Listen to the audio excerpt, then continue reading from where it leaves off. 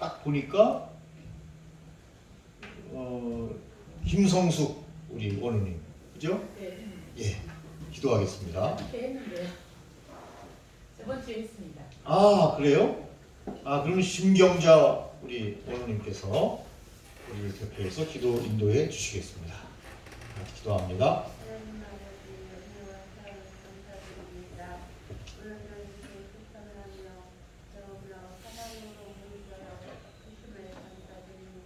아멘.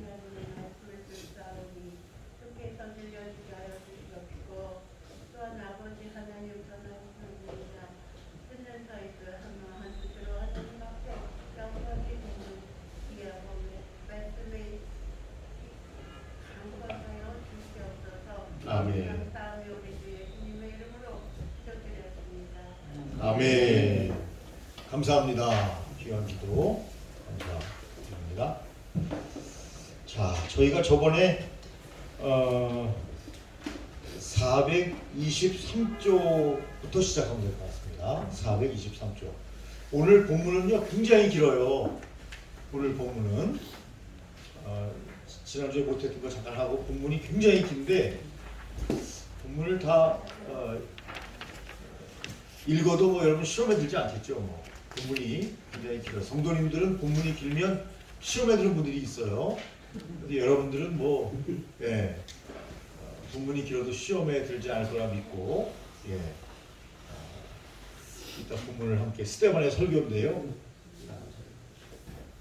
함께 읽도록 하겠습니다. 423조. 스테반의 얼굴이 어땠다고요? 네, 천사의 얼굴과 같았다. 오늘 우리 학우님들 얼굴을 뵈니까 천사의 얼굴과 같습니다. 예, 스테반의 후예들이니까요. 네. 스테반은 사실 불공정한 재판을 받고 있었죠. 잘 아시는 대로. 그런데 그의 얼굴은 천사처럼 빛났다. 우리와 이 땅에 함께 살고 있지만 하늘의 소망으로 사는 사람, 그렇게 말씀드릴 수 있겠어요? 이 땅에도 살고 있고 영원한 하늘나라의 소망으로도 동시에 살고 있는, 아니 어떤 의미에서는 두 세계에 동시에 살고 있는 스테반 집사님을 우리가 보게 된다는 거죠. 그래서 그는 불공정한 재판에도 불구하고 천사처럼 빛났다. 여러분의 삶에도 힘들고 어려운 일들이 많이 있을 텐데 그럴 때마다 여러분, 우리는 이 땅에서만 영원히 사는 존재가 아니기 때문에 두 세계에 함께 사는 존재이기 때문에 여러분, 스테반처럼 조금 초월적인 그런 삶이 우리에게 필요하다. 그러면서 에녹은 300년간 하나님과 동행했다. 그 얘기도 동시에 하고 있습니다. 그러니까 스테반 집사는 늘 하나님과 동행하는 삶을 살았다. 교제하는 삶을 살았다. 어려움이 와도 역시 늘 뭐 좋은 일이 올 때 뭐 그때 동행하는 것도 그건 당연한 것이고, 힘들고 어려운 일이 왔을 때는 주님과 동행하는 삶을 멈추는 사람들이 많은데 스테반은 동일하게 어려움이 와도 모함이 와도 불공정한 재판 장소에 있어도 그는 동일하게 하나님과 동행하고 있습니다. 그래서 그의 얼굴은 천사처럼 빛났다. 그렇게 성경은 말씀하고 있습니다. 바로 성령님의 지배를 받고 있었기 때문이다. 동시에 그는 예수님의 고난을 자기가 온몸으로 체험하고 있었다. 사실 십자가 힘도 대단한 거지만 돌에 맞아 죽는 것도 정말 힘들고 어려운 일입니다.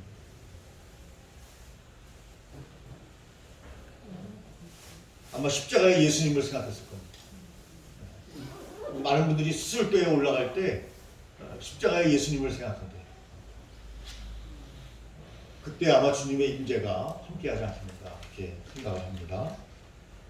그러면서 사도 바울도 그렇고 예수님도 그렇고 원수를 향해서 저주하거나 분노하지 않고 저들의 죄를 용서하고 용서하여 주옵소서. 우리의 마음에 주님의 평강이 임하려면 용서해야 돼요. 네. 주님의 사역자들은 늘 용서하고 살아요. 네. 그런 의미에서 우리 양 목사님은 제가 용서하려고 그래요. 용서하고 살아야 돼요. 바로 잊어버려야 돼요. 우리 예수 믿는 사람은요, 뭐 이 억울하고 답답하고 막 괴로운 이거를 오래 기억하면 안 돼요. 특별히 성경에 딱 나와 있어요. 24시간 안에 잊어버려야 돼요. 아멘. 네, 성경에 나와 있잖아요. 24시간 안에 잊어버리라고. 근데 자꾸 그걸 기억하는 사람들은요, 하나님의 종인가 좀 우리가 의심해 봐야 돼요. 물론 인간이기 때문에 그 생각이 안 날 수는 없죠. 억울한 일 당해보세요. 생각이 안 날 수가 없지만, 그러나 우리가 승리하는 비결은 용서하는 거예요. 네. 그리고 우리 마음에 주님의 평강이 찾아오고 하나님이 우리를 사용하시니까요. 네. 근데 원한과 분통함이 그렇게 있으면 어떻게 성령님이 우리 속에 안주하면서 우리를 사용할 수 있으실까요? 우리와 함께 동행할 수 있으실까요? 네. 하여튼 24시간이 지나기 전에는 조금 분이 남아 있을 수도 있지만 24시간 눈 딱 뜨고 아침이 되면 싹 새로운 인간이 돼. 새로운 인간. 보라, 이전 것은 지나갔으니 새 것이 되었도다. 새로운, 여러분, 하루하루의 삶을 살아야 환희와 기쁨이 되는 거죠. 오늘도 새로운 날이에요. 새로운 날. 어제가 아니라니까요. 새로운 날. 얼마나 좋아요. 네? 사랑하는 부인을 봐도 새로운 날, 자식을 봐도 새로운 날, 남편을 봐도 새로운 날. 이렇게 살아야 되는데 아우 지겨워 죽겠어. 아우 지겨워. 어제가 똑같아. 자꾸 이렇게 얘기하면 안 돼요. 어제는 어제고 오늘은 새로운 날이라니까요. 네. 그래야 우리가 스테반처럼 얼굴이 천사처럼 빛나는 삶을 살아갈 수 있다. 그래서 스테반도 예수님도 저들의 죄를 용서하여 주옵소서. 특별히 뭐예요? 자기를 죽이는 자들을 향해서. 자기를 죽이는 자들을 향해서. 역사에도 있죠. 우리 역사에도 손영환 목사님 같은 분, 주기철 목사님 같은 분, 그런 분들이 자기를 죽이려는 사람들을 향해서 주여 저들을 용서하여 주옵소서. 쉽지 않아요. 그러나 주님과 동행하면 가능해요. 아멘. 네, 할렐루야. 아멘. 자신을 재판하던 사람들을 용서해 달라고, 용서의 마음을 달라고, 아니 용서할 수 있게 해달라고 하는 내용이 모두가 포함되어 있는 거예요. 용서에 대한 모든 것이. 용서할 때 예수님의 마음을 이해할 수 있어요. 네, 용서할 때.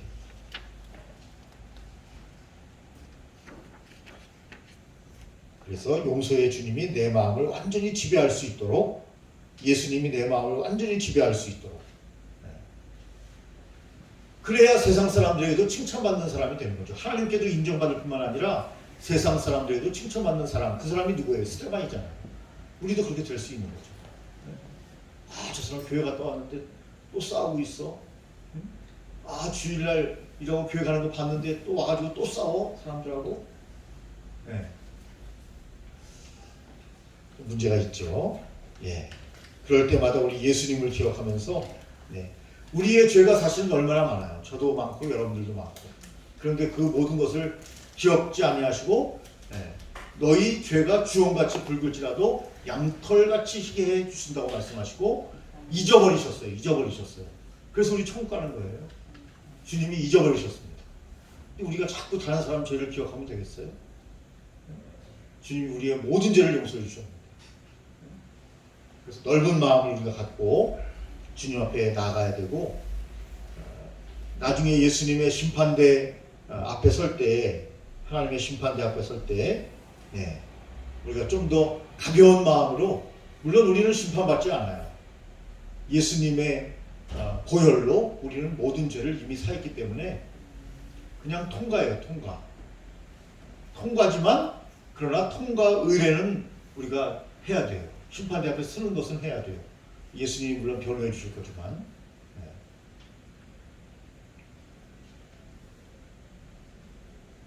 네. 예수님의 얼굴도 보면 변화산상에서 얼굴이 변형되고 그 얼굴이 해같이 빛나며 옷이 빛과 같이 씌워졌다 하는 말씀이 마태복음에서 나오는 말씀인데요. 자, 중요한 것은 주님께 맡기고 살아야 된다. 원수 갚는 것은 나에게 있지 않아요. 주님이 하실 거예요. 그렇다고 뭐 주님한테 원수 갚아주세요 하고 기도하는 것도 합당치 않아요. 주님이 알아서 하십니다. 주님이 알아서. 중요한 것은 원수 갚는 것은 우리에게 있지 않다. 우리에게는 용서만 있을 뿐이다.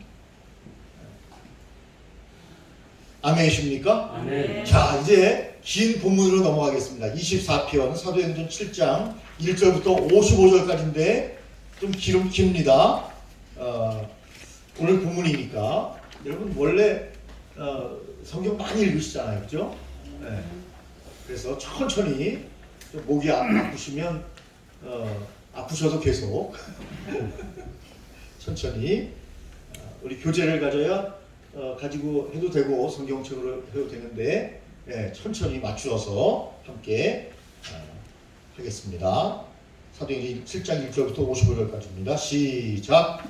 대제사장이 가로되 이것이 사실이냐? 스데반이 가로되 여러분 부영들여 들으소서. 우리 조상 아브라함이 하란에 있기 전 메소포타미아에 있을 때 여호와의 하나님이 그에게 보여 가라사대 내 고향과 친척을 떠나 내가 네게 보일 땅으로 가라 하시니 아브라함이 갈대아 사람의 땅을 떠나 하란에 거하다가 그 아비가 죽음에 하나님이 그를 거기서 너희 시방 거하는 이 땅으로 옮기셨느니라. 그러나 유업을 주지 아니하시고 다만 이 땅을 아직 자식도 없는 저와 저희 세대의 소유로 주신다고 약속하셨으며 하나님이 또 이같이 말씀하시되 그 씨가 다른 땅에 은혜 되니 그 땅 사람이 종을 삼아 400년 동안 괴롭게 하리라. 또 가라사대 종 씹는 나라를 내가 심판하리니 그 후에 저희가 나와서 이곳에서 나를 살리려 하시고 할례의 언약을 아브라함에게 주셨더니 그가 이삭을 낳아 여드레 만에 할례를 행하고 이삭이 야곱이 우리 12제자를 낳았으니 여러 조상이 요셉을 시기하여 애굽을 팔았더니 하나님이 저와 함께 계시어 그 모든 혼란에 건져내사 애굽 왕 바로 앞에서 은총과 지혜를 주시매 바로가 저를 애굽과 자기 온 집이 그때 애굽과 가나안 온 땅이 흉년 들어 큰 환란이 있으세 우리 조상의 뜻이 없는지라. 야곱이 애굽에 곡시 있다는 말을 듣고 먼저 우리 조상들을 보내고 또 자차 보내매 또 요셉이 친족이 바르게 드러나게 되니라. 요셉이 보내어 그 부친족과 온 친족 일곱 사람을 전하더니 야곱이 애굽으로 내려간 자기와 우리 조상들이 거기서 죽고 세겜으로 옮겨 아브라함이 세겜 하모의 자손에서 은으로 값주고 산 땅에 장사하니라. 하나님이 아브라함에서 약속하신 데가 가까우매 이스라엘 백성이 그곳에서 번성하여 많아졌더니 요셉을 알지 못한 새 임금이 왕에게 오르매 그가 우리 족속에 괴계를 써서 조상들을 괴롭게 하여 그 어린 아이들을 내어버려 살지 못하게 하려 할세. 그때 모세가 났는데 하나님 보시기에 아름다운지라 그 부친이 집에서 석달을 길게 오더니 그리운 후에 바로의 딸이 가져다가 자기 아들로 기르매 모세가 애굽 사람의 학술을 다 배워 그 말과 행사가 능하더라. 나이 40이 되매 그 형제 이스라엘 자손을 돌볼 생각이 나니 한 사람이 원통한 일 당함을 보고 보아하여 앞서가는 자를 위하여 원수를 갚아 애굽 땅에 채워주니라. 저는 그 형제들이 하나님께서 자기 손을 빌어 구원하여 주신 것을 깨달으라고 생각했으나 저희가 깨닫지 못하다. 이튿날 이스라엘 사람이 싸울 때 모세가 와서 한몫시키라 하여 가로되 너희는 형제라 어찌 서로 회하느냐 하니 그 동굴을 회하는 사람이 모세를 밀들여 가로되 누가 너를 관원으로 재판장으로 우리 위에 세웠느냐. 네가 어제 애굽 사람을 죽임과 같이 또 나를 죽이려느냐 하니 모세가 이 말을 인하여 도주하여 미디안 땅에서 나무에 되어 거기서 아들 둘을 낳았느라. 40년이 참에 천사가 시내산 광야 가시나무 떨기 불꽃 가운데 그에게 보이시거늘 모세가 이 광역을 보고 이 여기어 알려 알아보려고 가까이 가니 주의 손이 있어 나는 네 조상의 하나님 즉 아브라함과 이삭과 야곱의 하나님이라 하신대 모세가 무서워 하나님을 보지 못하고 주께서 가라사대 네 발을 신으소서 너 서 있는 곳은 거룩한 땅이니라 내 백성이 그에서 괴롭게 받은 내가 정령이 보고 그 잔치한 소리를 듣고 저희를 끌어내려고 내려왔노니 저희 말이 누가 너를 방과 재판장으로 세웠느냐 하며 거절하던 그 모세를 하나님은 가시떨굴 가운데서 보이던 천사의 손을 허락하여 관원과 소명하는 자로 보내셨으니 이 사람이 백성을 인도하여 나오게 하고 애국과 홍해와 광야에서 40년간 기사와 표적을 행하였느니라. 이스라엘 자손을 대하여 하나님이 너희 형제 가운데서 나와 시내 산에서 말하던 그 천사와 우리 조상들과 함께 광야 교회에 있었고 또 생명의 도를 받아 우리에게 주는 자가 이 사람이라. 우리 조상들이 모세에게 복종치 아니하고자 하여 거절하며 그 마음이 모여 애국으로 행하여 아론더러 이르되 우리를 인도할 신들을 우리에게 위하여 애국 땅에서 우리를 인도하던 이 모세는 어떻게 되었는지 알지 못하노라고 자기 손으로 만든 것을 기뻐하더니 하나님이 돌이키사 저희를 그 하늘의 군대에 섬기는 일에 버려두셨으니 이는 선지자의 책에 기록된 바 이스라엘이 집이여 40년을 광야에서 너희가 희생과 제물을 내게 드린 일이 있었느냐 몰롱의 장막과 신 이것은 너희가 절하고자 하여 만든 형상이로다. 내가 너희를 바벨론 밖에 옮기리라 함과 같으니라. 광야에서 우리 조상들에게 증거의 장막이 있었으니 이것은 모세의 말씀하신 이가 명하사 저가 본 그 시대로 만들게 하신 것이라. 오늘 조상들이 그것을 받아 하나님이 저희 앞에 쫓아내신 이방인의 땅을 점령할 때 여호수아와 함께 가지고 들어가서 다윗까지 이르니 다윗이 하나님 앞에서 은혜를 받아 야곱의 집을 위하여 하나님이 처소를 준비하게 하여 달라 하더니 솔로몬이 그를 위하여 집을 지었느니라. 그러나 저 기업신 이는 손으로 지은 곳에 계시지 아니하시니 선지자의 말한 바 주께서 가라사대 하늘은 나의 보좌요 땅은 나의 발등상이니 너희가 나를 위하여 무슨 집을 짓겠으며 나의 안식할 처소가 어디뇨 이 모든 것이 다 내 손으로 지은 것이 아니냐. 목이 곱고 마음과 귀에 할례를 받지 못한 사람들아 너희가 항상 성령을 거스려 너희 조상들과 같이 너희도 하는도다. 너희 조상들은 선지자 중에 누구를 핍박지 아니하였느냐. 의인이 오시리라 예고한 자들 저희가 죽였고 이제 너희는 그 예언을 살인한 자가 되나니 너희가 천사의 전한 율법을 받고도 지키지 아니하였도다. 저희가 이 말을 듣고 마음에 찔려 절을 하여 그를 갈거든 스데반의 손이 충만하여 하늘을 우러러 주목하여 하나님의 영광과 예수께서 하나님 우편에 서신 것을 보고 아멘. 네, 수고하셨습니다. 스데반의 설교입니다. 뒷부분만 조금 몇 줄만 그 설교를 들은 사내들인 공회원들의 반응을 기록했고요. 앞에는 스데반의 설교입니다. 여러분들도 스데반이 했던 설교 다 알고 계시는 구약의 내용이죠. 네. 이 내용을 가지고 스데반이 사내들인 공회에서 당당하게 복음의 말씀을 구약에 능통한 스데반이고 뿐만 아니라 구약에 능통한 사내들인 공회원이었기 때문에 구약의 이야기를 가지고 동질성 너희가 믿는 하나님이 바로 내가 믿는 하나님이다 하는 것을 그들에게 제시하기 위해서 아브라함부터 시작해서 너무나 잘 아는 이삭, 야곱, 요셉의 가문을 쭉 이야기하고 또 모세에 대해서 말씀을 하면서 창세기부터 어떻게 보면 말라기까지를 관통하는 그런 내용들을 중간중간 말씀하고 있는 것을 보게 된다 하는 겁니다. 뒷부분에도 나오는데요.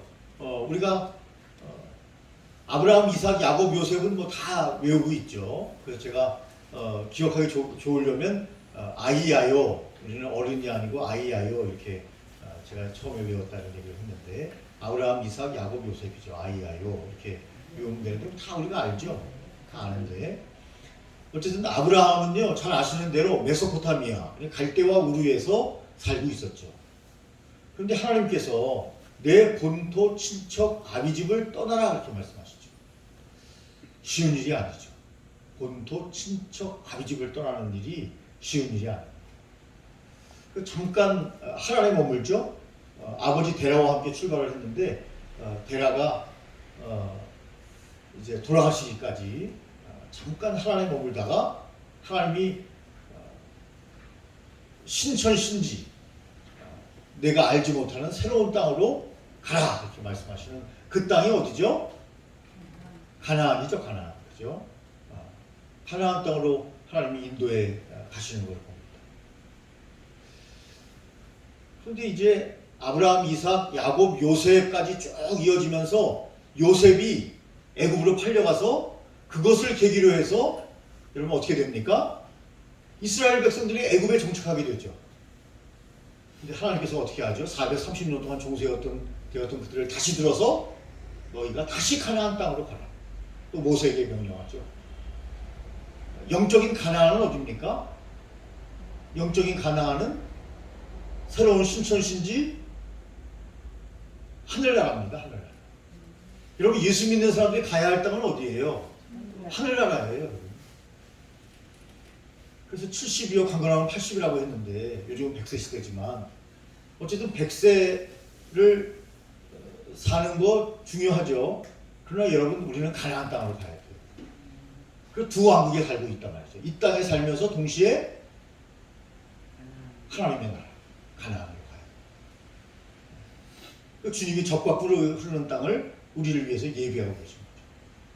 그래서 스데반이 이렇게 당당한 거예요. 네. 그걸 다 알고 있기 때문에. 어떤 사람들은 아브라함이 살고 있었던 그 땅, 갈대와 우루, 메소포타미아 거기가 본향이라고 생각하는데 주님이 보실 때는 아니죠. 원래 우리의 본향은 거기가 아니었어요. 거기가 본향인데 여기가 어찌 보면 이방 땅과 같아요. 이 땅에 왔다가 다시 우리는 본향으로 가는 거예요. 본향. 그래서 본향을 향하네 뭐 찬양 있잖아요. 그죠? 단단단단 해가지고 아주 웅장하잖아요. 그죠? 네? 그래서 오늘의 스데반이 이렇게 대단한 영적인 거성이 될 수 있었던 것은 이렇게 구약에 대해서 구약은 여러분 잘 아는 것처럼 옛날 올드 테스트먼트 아닙니까? 뉴 테스트먼트. 그러니까 하나님의 약속, 옛날의 하나님의 약속, 그것도 약속이라 계속 연속적이죠. 신약은 뭐죠? 새로운 약속. 그래서 옛날에 너에게 약속했던 그 약속을 깨우쳐주면서 오늘 말씀을 쫙 전개해 나가니까 동질성이 생겼다. 그 말씀을 드릴 수가 있는 겁니다. 더 자세한 것은 뒤에 또 자세하게 나오기 때문에 오늘은 아니고 다음 시간이나 그 다음 시간에 또 자세히 나오기 때문에 그냥 건너뛰고요. 432쪽으로 넘어가도록 하겠습니다. 자, 아무리 강조해도 우리가 사도행전에서 스데반을 대할 때 지나치지 않은 거 6가지를 찾고 있는데요. 오늘 서두에 보면 한마디로 스데반은 성숙한 그리스도인이었다. 많이 했기 때문에 간단히 하고 지나갑니다. 조화된 인격을 가진 사람인데요. 그는 첫째, 성령과 지혜가 충만했고, 둘째, 믿음과 권능이 충만했고, 셋째, 많은 사람에게 사랑받고 존경받는 사람이었고, 그는 기서와 표적을 나타낸 사람이었으며 구제와 봉사 등 유능한 교회 내의 행정가였고 복음의 변증가였고 구약 성경에 능통한 지성인이었다. 이렇게 6가지로 우리 하 목사님께서 잘 정리를 해 놓으셨습니다. 우리도 스데반과 같은 사역자가 될 줄로 믿습니다. 네. 잘 6가지를 기억했으면 좋겠고요. 저번에도 한번 말씀드렸던가요? 오늘 본문에 나오는 건데요. 432쪽 중간점에 보면 스데반은 위기를 설교, 전도의 기회로 삼고 있다.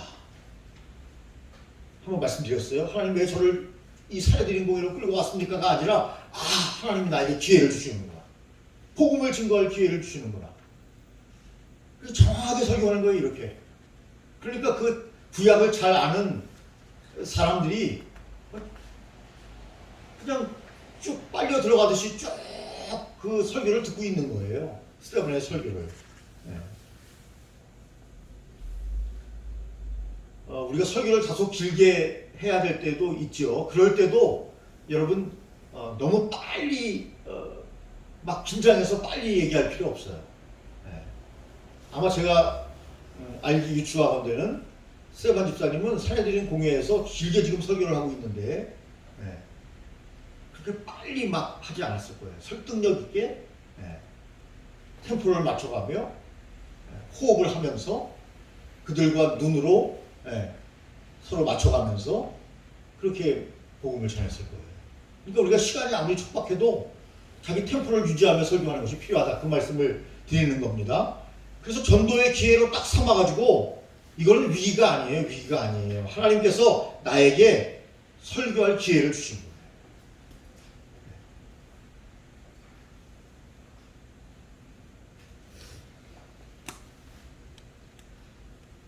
평소에 그 사람이 어떤 사람이냐를 알려면 뭘 보면 알죠? 평소에 어떻게 행동하고 어떻게 살아가느냐 보면 그게 그 사람이잖아요. 그죠? 한 사람이 오면 뭐 그 사람의 일생이 온다. 그런 얘기가 있는데 그분의 사는 것을 보면 그 사람이 어떤 사람인지. 정치가들을 보세요. 네? 지금 이제 2명으로 압축됐어요. 물론 뭐 안철수 후보와 심상정 후보가 또 나오겠지만 어쨌든 4명인데 대선 후보가 또 더 올 수도 있죠. 특히 유명한 분 있죠. 공중부양하는 분, 네? 공중부양하는 분, 그분도 나오겠죠. 또 뭐 그 이외에 뭐 많이 나오겠죠. 많이 나오는데 어쨌든 유력 후보는 3명, 4명 정도밖에 되지 않는다. 더 유력은 이제 두 사람 중에 하나다. 그런 생각을 하는데. 윤석열을 볼 때 옛날에는 검사 일을 했으니까 그가 검사인데 지금 검사 일을 안 하고 정치적인 일을 하니까 이제 정치가가 되는 거예요. 무슨 일을 하느냐에 따라서 결정되는 거예요. 여러분들 왜 목회자예요? 목회하니까 목회자죠. 네. 왜 교육자입니까? 교육을 하니까 교육자 아닙니까? 네? 하나님의 말씀을 설파하고 전하고 가르치는.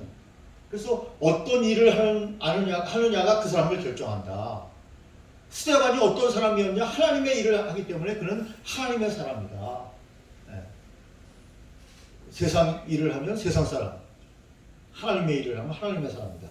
평소에 어떤 일을 하느냐가 그래서 중요하다. 그 사람을 평가하는 기준이 된다. 스데반을 볼 때도 그렇다 하는 얘기입니다. 땅에 살면서 땅에만 관심을 가지고 있으면 세상 사람이죠. 땅에 살지만 하나님의 나라에 관심을 가지고 있으면 하나님의 사람이죠. 스데반은 하나님의 사람이었다. 한 장 넘깁니다. 434쪽. 지혜로운 설교자 스데반에 대해서 나와 있는데요. 네.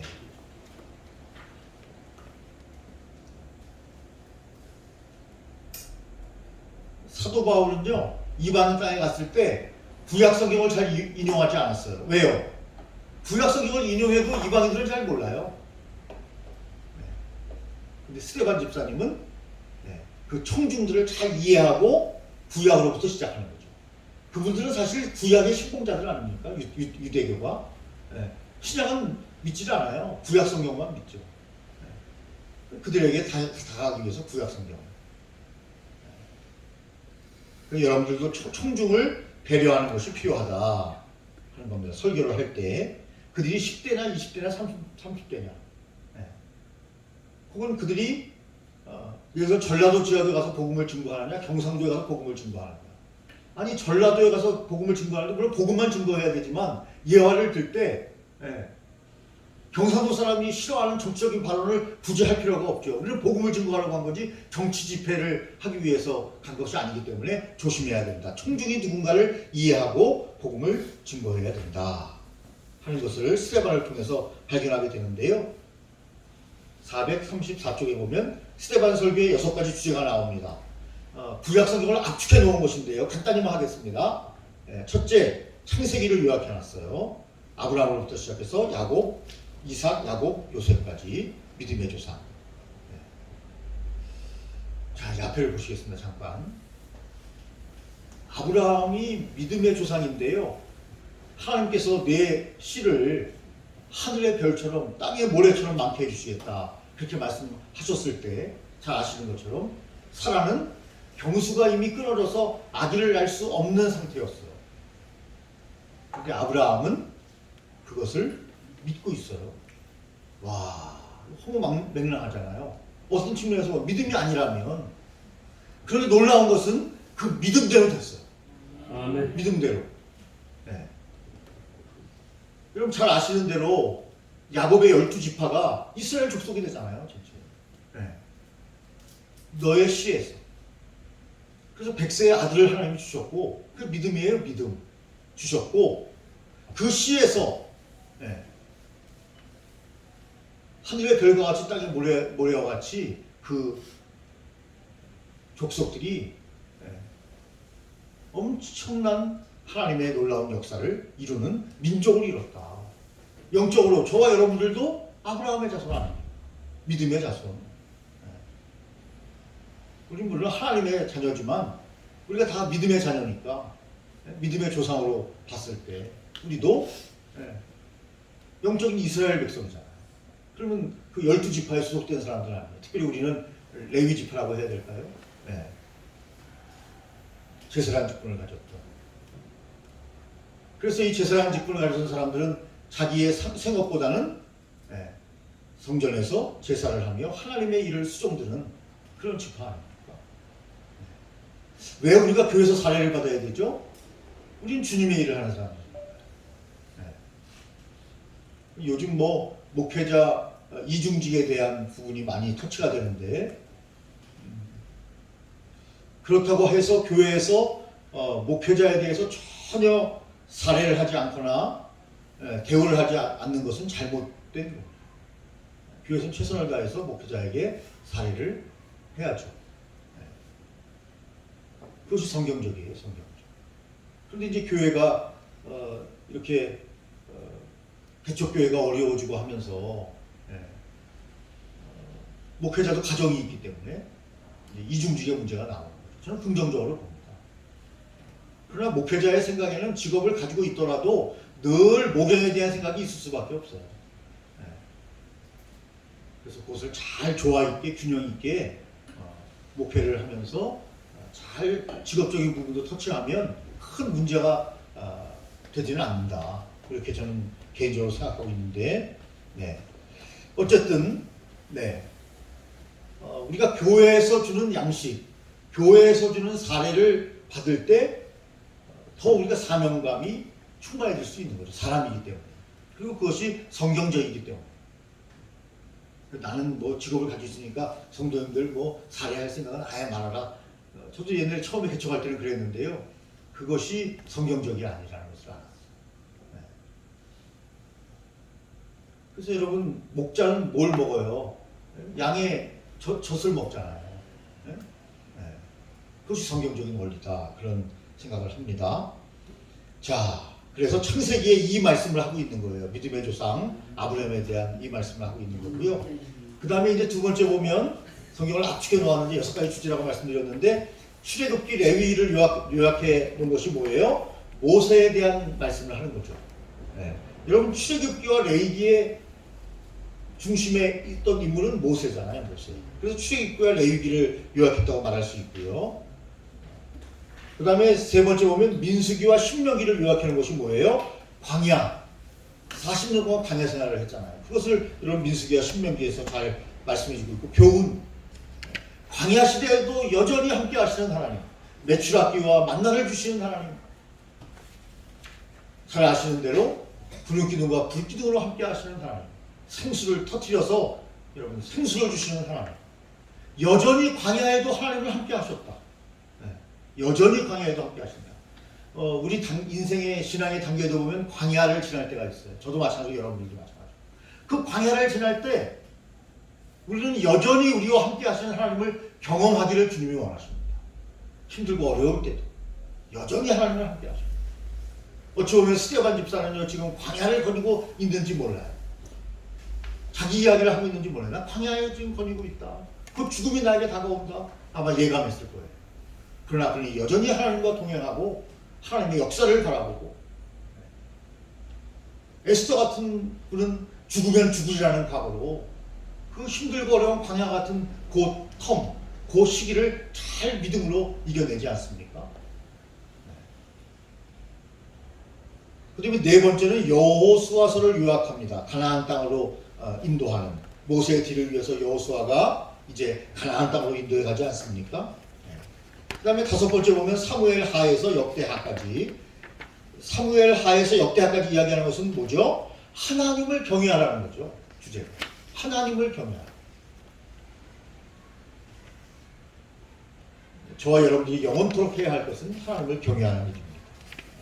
그 다음에 특별히 역대하에 보면 성전을 건축했다 그렇게 말씀하고 있고 성전 건축의 중요성을 말하고 있어요. 근데 동시에 성전 안에 제한되지 않는 하나님에 대해서 말씀하고 있어요. 그것이 뭡니까? 여섯 번째 주제인 에스겔과 말락인데요.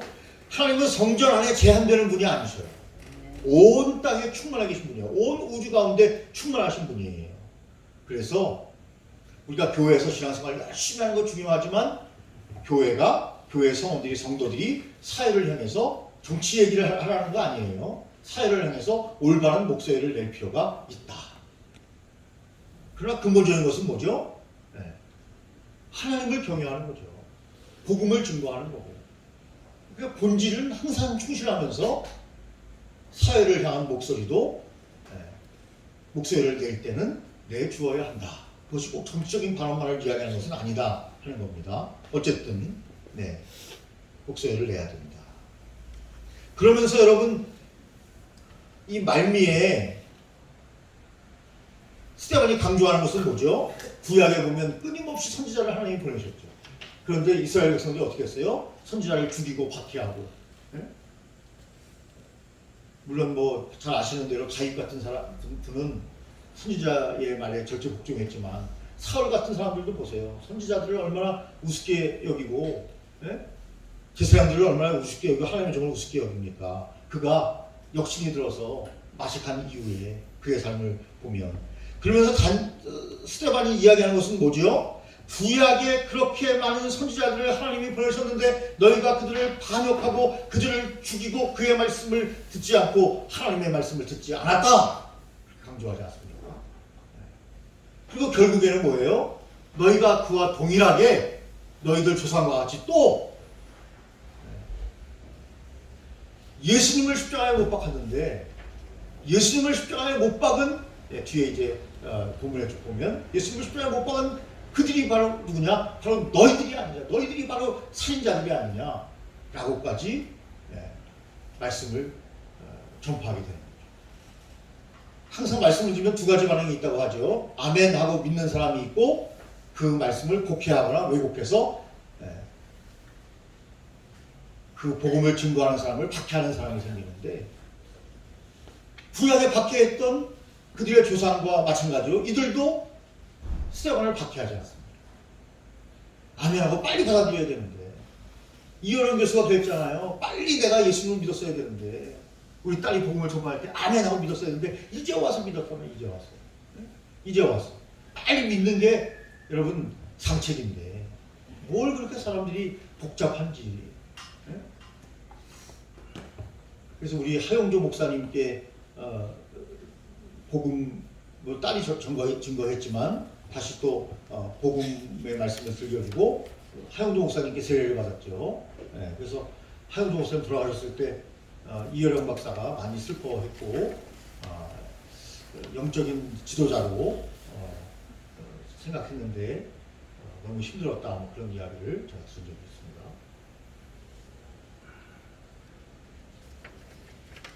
그러면서 우리 딸도 자기 신앙을 이끌어준 딸도 죽었고 하영종 목사님도 돌아가셨고 그 얘기를 하면서 좀 외로워하셨던 그런 기간이 있었다고 합니다. 근데 지금은 이제 신앙이 좋아지셔가지고 홀로 하나님의 말씀을 많이 연구해서 간증도 하지만 책도 많이 쓰잖아요. 그래서 여러분 시간 날 때 우리 이어령 교수의 책을 읽어보면 깊이가 있다. 물론 일반 서적도 많이 쓰지만 일반 서적이 아니라 신앙 서적을 구입할 수 있으면 요새는 구입을 안 해도 도서관 같은 데 가서 이렇게 빌려봐도 좋겠다. 여러분 도서관에 내가 좋아하는 책을 많이 늘리려면요 내가 자꾸 신학 서적을 자꾸 빌려야 돼요. 그러면 이거 사람들이 관심이 많네 그러면 그런 책을 빌려주게 돼 있어요 도서관에서. 제 친구가 사업을 하는 친구가 있는데 아무래도 경제 관련 책을 많이 읽지 않겠습니까? 그래서 자기가 가는 도서관에서 경제 관련 서적을 많이 구입해주고 있대요 요즘. 제가 자꾸 빌려가니까. 그래서 우리도 그런 어떤 지혜가 필요하겠다 그렇게 생각을 하는데요. 여러분 가까이에 도서관이 있다면 애용하는 것도 좋겠다 그런 생각을 합니다. 436쪽 말씀드린 것처럼 구약의 예를 쭉 들면서 종과 예언자 선지자들을 너희가 죽였다 너희들이 나쁜 사람들이다 하고 질타하는데 그들의 잘못과 위선을 들춰내는 거죠. 잘못됐다. 여러분 우리가 설교할 때도 청중들에게 어떤 때는 회개에 대한 설교를 할 때도 있죠. 그러나 회개에 대한 설교를 할 때는 좀 더 진정성을 가지고 톤을 높이지 말고 그리고 감정에 빠져서 설교를 하면 안 됩니다. 잘못하면 상처를 받기 때문에 한 영혼이 천하보다 귀한데 그런데 스데반은 여기서 강력하게 폭탄 선언을 할 수밖에 없는 이유는요. 이들이 정말 회개하고 돌아와야 되기 때문이라고 하는 강력한 권고가 그의 마음에 있었기 때문이죠.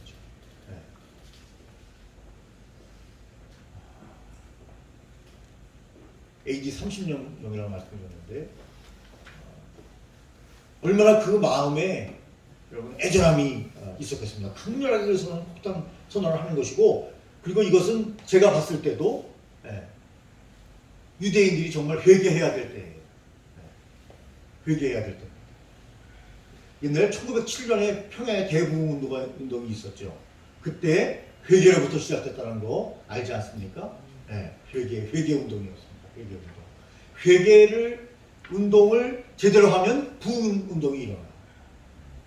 그 회개는 누가 먼저 해야 돼요? 여러분만 회개해요 이게 아니고 내가 먼저 회개합니다. 길선주 목사님인가요? 네. 내가 먼저 회개합니다. 내가 먼저. 내가 죄인 중에 교수입니다. 여러분도 회개합시다. 이렇게 하는 거죠. 근데 목회자가 설교하면서 자기의 과거에 있었던 죄를 낱낱이 사람들에게 다 고백할 필요는 없어요. 제가 회개하는데요. 이런 나쁜 놈이고 홍준표가 무슨 옛날에 자기가 이야기했잖아요. 대학 다닐 때 여학생을 꼬시려고 돼지 발정제인가 뭐를 먹여가지고 이렇게 그런 얘기를 해서 본인에게 뭐가 유익하겠어요. 정치인들도 그렇게 얘기하면 욕먹잖아요. 자기 책에 그걸 썼다는 거 아니에요. 자기 그거 자랑이라고 그걸 써요. 거기다. 근데 목회자가 예를 들어서 목회자도 잘못할 수 있죠. 똑같이 죄인이잖아요. 부름받은 죄인이 또 숙저받은 죄인일 뿐이지. 그래서 그 얘기를 자세히 그런 얘기를 할 필요는 없어요. 목회자가 또 솔직해야 된다고 거기서 다 강해서 이야기하고 그러면 성도들 떠나야 다. 그 사람들이 인간이에요, 인간. 하나님처럼 다 이해해 주시는 분이 아니에요. 우리 하나님께만 알면 돼요, 하나님께. 그리고 이제 회개하자고 하는 거예요. 저도 회인입니다. 여러분, 우리 회개합시다.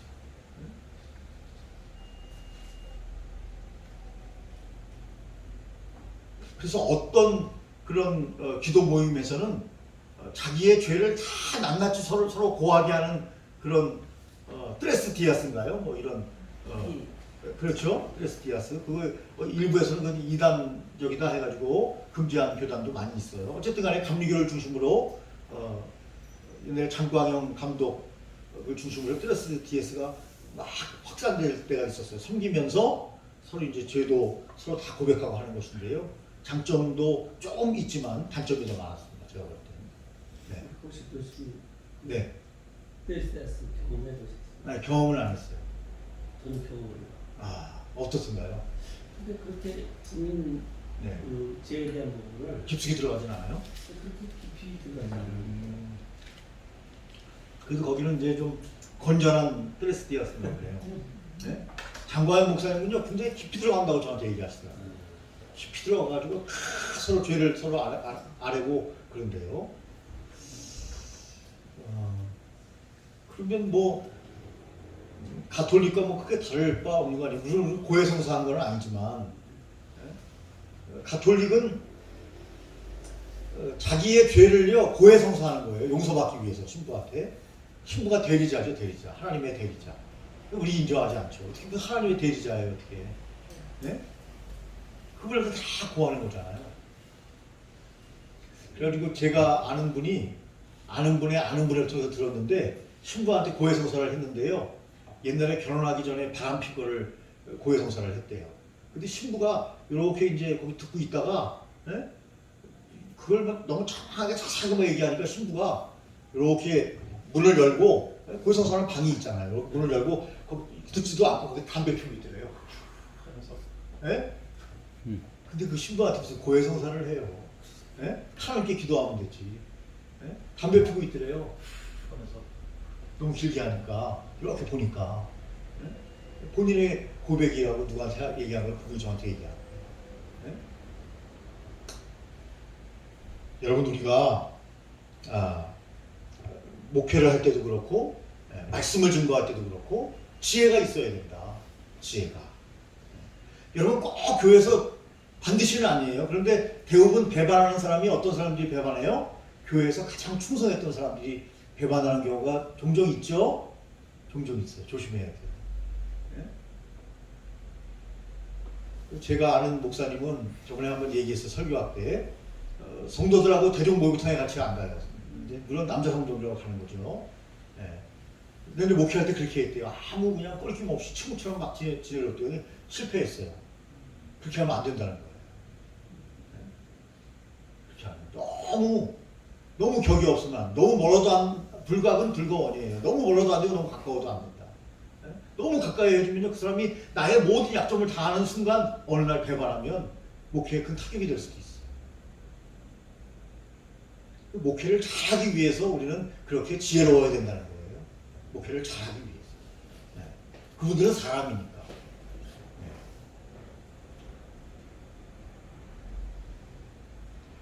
자, 그래서 스데반의 설교 말미에 보면 구약과 현재의 상황을 잘 매치해서 말씀을 전한다. 여러분들 마찬가지잖아요. 본문과 그죠? 현재의 청중들의 상황을 잘 고려해서 말씀을 증거해야 더 큰 떨림과 울림이 있다. 그래서 우리 목회자들은 그때그때 이슈도 잘 알아야 된다. 설교하면서 말씀을 드렸어요. 지금 사람들이 뭘 듣기를 원하는가? 그 성경 본문을 통해서 잘 해석해주면 사람들이 더 복음을 잘 받아들일 수 있고 현재 내가 어떻게 삶을 살아야 되는지에 대해서 더 긴장하면서 신앙생활할 수 있다. 설교를 들은 사람들의 두 가지 반응, 하나님을 믿고 따르는 백성들이 생기는 반면 가말리아 같은 사람들. 그런데 두 번째 부류는 뭐예요? 대부분이었어요. 그 당시에 배반하고 불순종하는 백성들이 있다. 말씀을 똑같이 들어도 양이 있고 염소가 있다. 비슷하게 생긴 것 같은데 염소는 뿔이 살려가지고 그냥 들이박지 않습니까? 네.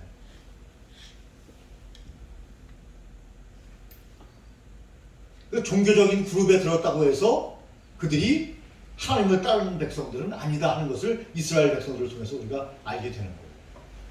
그룹에 내가 들었기 때문에 나는 하나님을 잘 믿는 백성이다. 그렇게 볼 수 없다는 거죠. 믿는 것 같지만 결국은 그들은 하나님을 믿지 않고 예수님을 거부하고 예수님이 하나님이신데 여러분 불순종하지 않습니까? 그러나 스데반 같은 분들, 일곱 집사 같은 분들 하나님을 믿고 따르는 여러분 거룩한 하나님의 백성이 되지 않습니까? 똑같이 말씀을 들었는데 똑같이 물을 마시는데 그 얘기는 들어보셨죠? 똑같이 물을 마시는데 독사가 물을 마시면 독이 되고 양이 물을 마시면 젖이 된다. 우유가 된다. 예를 들면. 이야, 무서운 거예요. 그래서 우리가 말씀을 잘 전할 필요가 있는데 중요한 것은 청중들 말씀을 대하는 사람들의 태도도 굉장히 중요하구나. 물론 하나님이 택한 백성은 그에게 감동을 주실 거지만 이 택하지 않은 백성들이에요. 네.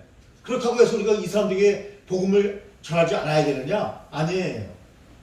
그들에게도 복음을 증거해야 돼요. 그 이유는 잘 아시죠? 누가 택한 백성인지 아닌지 우리는 몰라요. 하나님만 아십니다. 그래서 하나님께서 저와 여러분들을 이 땅에 보내주신 거죠. 자, 그 말씀을 쭉 하고 있습니다. 그 다음에 438쪽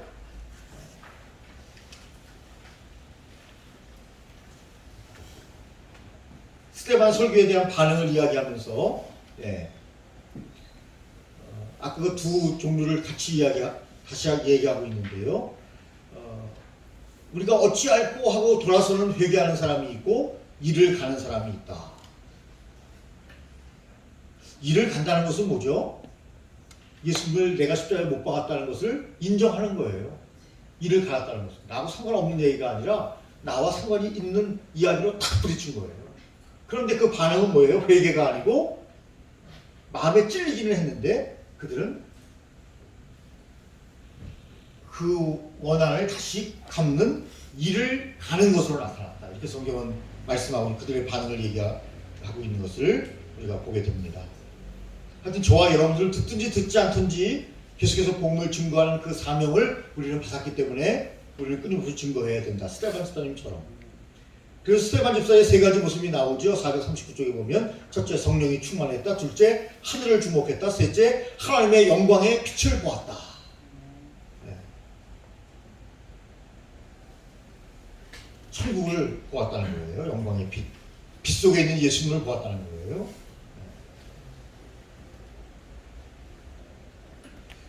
우리가 힘들고 어려울 때도 주님은 우리와 함께 하셔요.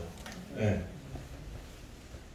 그 주의 백성, 눈물을 흘리면서 보고 계시는 백성, 지금 스데반이 고통당하는 것을 보고 계시는 하나님을 스데반도 보았다는 거예요. 영안이 열려서, 하늘문이 열려서. 그것을 하늘의 영광의 빛을 보았다고 이야기하는 거예요. 하늘을 주목했다고 얘기하는 거예요.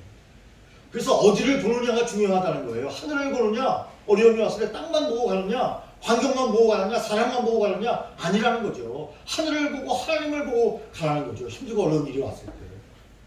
무엇을 보느냐가 중요하다. 무엇을 보느냐. 여러분 힘들고 어려울 때 사역하면서 힘들고 어려울 때 무엇을 보십니까? 스데반 집사님은 하늘을 봤습니다. 하나님을 보았습니다. 하나님을 영접하고 하나님과 동행하고 에녹처럼 아버지의 심정을 이해하고 아버지의 심정을 이해하고 지난번에 간단히만 말씀드리겠습니다. 지난번에 얘기한 것 같아서 하나님께서 아브라함에게 100세에 얻은 아들 이삭을 바치라고 하셨잖아요. 모리아산에서 각을 떠가지고 그 아버지의 심정을 그때 아버지의 심정, 아브라함의 마음의 심정이 얼마나 답답하고 얼마나 힘들었을까요? 3일 동안. 네? 3일길을 걸어가서 모리아산에서. 우리 하나님의 마음이 그와 같다는 거예요. 자기 아들 예수를 십자가에 못 박혔고, 물론 여러분 아시는 것처럼 이삭은 하나님께서 멈추라고 해서 네? 죽기 직전에 멈추잖아요. 아브라함아 급하게 부르시잖아요. 아브라함아 이렇게 부르시는 게 아니라 급하게 부르시잖아요. 아브라함아 하고 말리시잖아요. 하나님. 네? 그게 믿음을 시험해 보신 거죠. 하나님. 어떤 때는 우리의 믿음을 하나님이 시험하실 때가 있습니다. 네. 우리를 위해서, 자녀를 위해서. 그런데 하나님은요, 자기의 아들 독생자 예수 그리스도를 십자가에 못 박으셨어요. 이 아브라함의 마음을 이해하면 하나님의 마음을 이해하게 된다는 거예요. 그래서 그 이해를 우리에게 주신 거예요. 얼마나 애절해요. 하나님은 자기의 아들을 버려 우리를 선택하신 거예요. 그걸 스데반 집사는 알고 있기 때문에 죽음이 와도 원망하는 게 아니고 복음을 증거한다니까요. 그걸 알고 있으니까요. 나를 사랑하시는 주님의 그 애절한 심정, 하나님의 마음, 자기 아들을 죽여 나를 구원하신 주님의 그 마음, 나보다 나를 더 사랑하시는 그분의 놀라운 은혜를 알기 때문에 저 돼지를 용서하여 주옵소서 하고 신정하는 거죠. 그리고 영원한 우리의 가나안 땅으로 가는 도정의 아픔과 탄식이 있는 과정을 우리가 지나고 있지만, 그러나 곧 우리는 영원한 안식의 가나안 땅에, 젖과 꿀이 흐르는 땅에, 영원한 아픔도 없고 탄식도 없는 땅에 곧 이르기 때문에 그걸 바라보니까 얼굴이 천사처럼 빛나는 거죠. 해처럼 빛나는 거죠. 관점이 다르다. 관점이 다르다. 우리도 관점을 바꿔야 된다 하는 것을 우리가 바라보게 됩니다. 그래서 저와 여러분들이 주님의 마음, 저는 주님의 마음을 잘 알 수 있는 것이 신약성경에 보면요, 부활하신 주님께서 제자들은 이제 예수님이 이제 돌아가셨으니까 이제 끝났다 하고 고기 잡으러 가지 않습니까? 그런데 예수님께서 그들에게 다가오셔서 얘들아 고기 많이 잡았냐라고 말씀하시잖아요. 그게 바로 하나님의 우리를 향한 사랑의 마음이 아니에요. 얘들아 고기 많이 잡았니? 하고 그들에게 오셔서 조반을 준비해 주시고, 그 하나님이 오늘도 우리와 함께 계시는 하나님이시다 하는 것을 여러분이 믿고, 여러분 믿음으로 전진하셔서, 그러니까 다른 말로 하면 땅을 보는 삶이 아니라 하늘을 보는 삶으로 여러분들이 모두가 다 승리하시기를 예수님의 이름으로 축원합니다. 443쪽 기도하겠습니다. 하나님 아버지, 주님은 지금 영광의 광채 속에서 하나님 우편에서 우리를 위하여 서서 기도하고 계시는 것을 믿습니다. 우리의 눈을 들어 그것을 보게 하여 주시고, 우리가 현실의 삶에서 당하는 질병과 고통과 자정과 실망이 아무리 크고 오해와 모험이 아무리 크다 할지라도 스데반처럼 하늘을 보게 하여 주시옵소서. 예수님의 이름으로 기도드립니다. 아멘. 감사합니다. 수고하셨습니다.